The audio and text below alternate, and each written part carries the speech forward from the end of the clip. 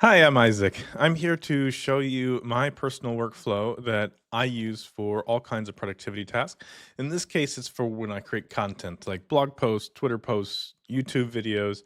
This is how I organize things for my own personal productivity. This is timely because Eleanor just created on her Substack a post about how you use LLM to make the LLM library by Simon Willison to make UV self-contained, scripts.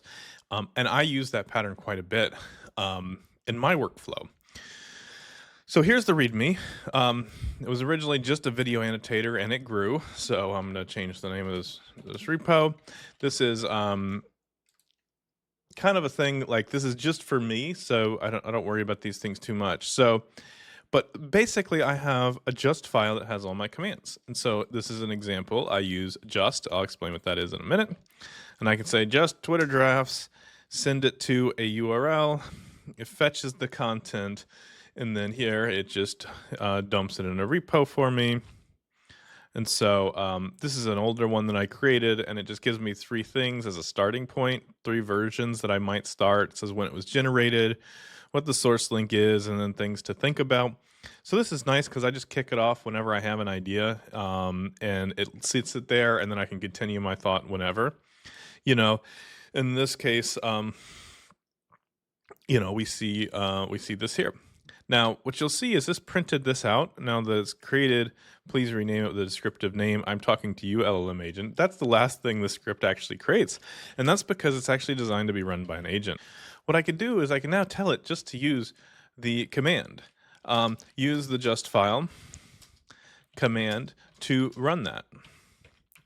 And so I can give it the command. I can tell the agent to run it. If I just tell it use the just file on this or whatever. And so it's going to, run this just file here. And what you'll see is it runs it.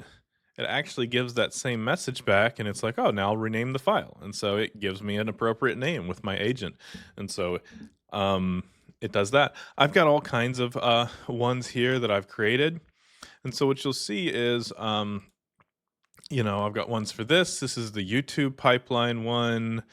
I've got one that starts an app. So if I just do just app, they're all using this just file. I can go around and see. I can go around and see this app. Again, this is an ugly app. It's just a personal app. This is using a library called Air that I've been working with a lot. And I can say, well, let me go ahead and look at this. And this is like my little editor. Now, why do I use this editor instead of a normal Markdown editor? I can see stuff like I can go in here and now I have this Markdown rendered. But one of the cool things about this editor that I created is I can now use the left and right arrow keys to say like, okay, what's a good one? Like I look kind of weird here. Like, I don't know, somehow Quinn just looks like really great in every, but I'm always like, look kind of weird. And so I can find and I can say like, what do I want? Maybe I want this one for us to look good. And I can go through and change, what image, here I'm like, oh, he looks locked in. I'm here. I can change it and say like, which thing here, maybe I don't want the screenshot of him, drinking the Coke, but I can pick which one I want. And so I have like my own little mini editor that runs. And all my workflows are like this. So how does this run?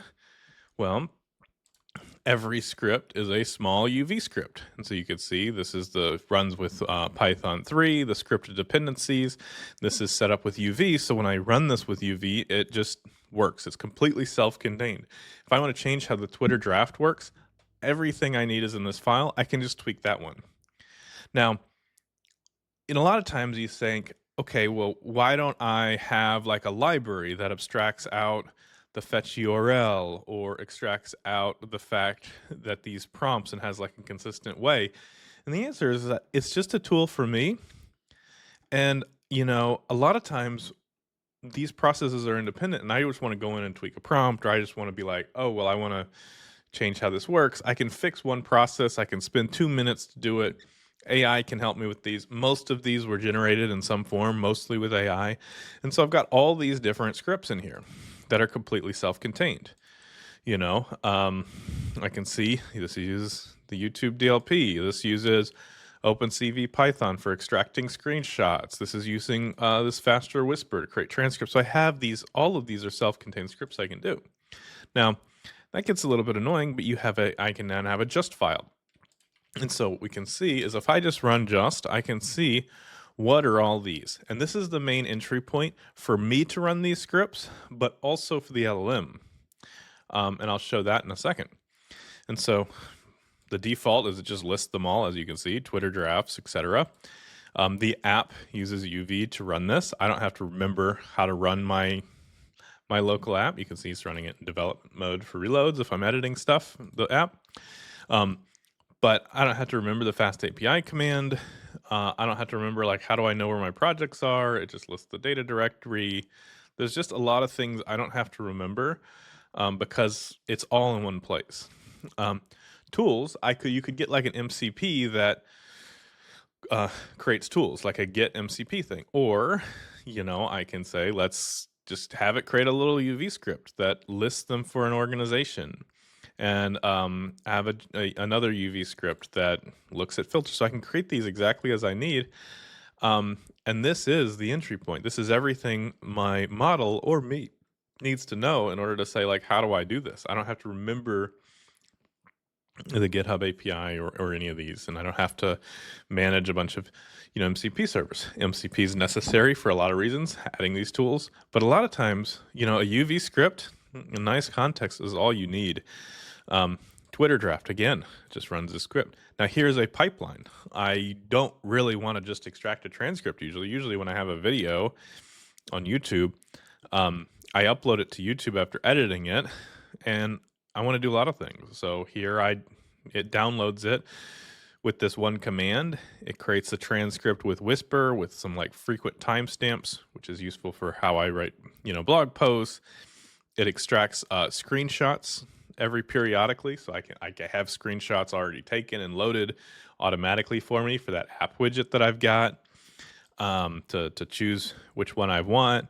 It automatically generates the chapters summaries for YouTube. I have to go in and tweak them. It makes them a little bit too granular, so I have to like edit and tweak them, but it gives me a start. It makes a general content plan for a blog post, and it creates a blog post. Now, there's still a lot of editing and manual stuff that I go in and tweak to make sure it's happy, it's at a quality that I want. But what I end up with is say for Danny's, like I end up with this markdown file with Danny's post that I did a bunch of editing on, and I end up with this chapter summary. Now this is way too detailed, so I ended up paring this back and editing it till I was happy, but this is a much better starting point than me going through and finding all of these from scratch. This is a content plan. Here's the transcript that was generated. And the transcript is used for the chapters and the blog posts. And it took all these screenshots. This is for the widget, so I don't have to like go take a bunch of screenshots every time. I've got them every few seconds already done. And again, I made that app. And so this is a powerful combination. Of course, for context, I use Ruler. It's because a lot of times right now I'm using AMP, or I'm using Claude Code, or I'm using Gemini CLI, but I want my context to work in all the agents, and Ruler is the way to make that work. And so I say it's a collection of tools to help me be more efficient. All functionality entry points in the just file. And so this is telling the agent, look in the just file for everything. And I'm saying, like I want UV for everything. Isolated UV scripts. Run things with UV. UV for... If I don't have a tool readily handily in just to see if there is one there, check there. If not, I want it to stop and recommend how I can add a new script rather than doing like a bunch of custom agent things. Like I want something that it can continually use. It's going to do things the same way, which means I can improve it. I can make it better. I can improve the prompt. It's not doing something different. It's consistent. It can run it, but then also if it's in a just file in a script, I can run it too. And sometimes I want to do things manually. And then, I just describe the directory. There's various prompts, and some of these were stuff that I got that were helpful from Hamel, and other ones, like I think this one was from Hamel.